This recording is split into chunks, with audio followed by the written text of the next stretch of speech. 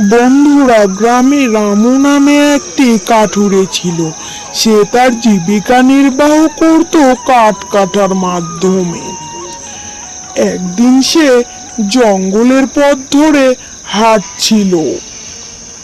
হঠাৎ তার সামনে একটি বড় আকৃতির গাছ পড়ে। আজকে তো এই গাছটা কেটে মালিককে দেব। অনেক রোজগার হবে। তারপরে সে কাঠ কাটা শুরু করে এবং কাঠগুলো কেটে গুছিয়ে নেয়।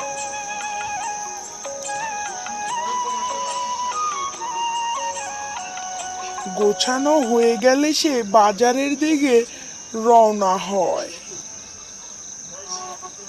এবং তার মালিক বলে, রামু, আজকে তো অনেক ভালো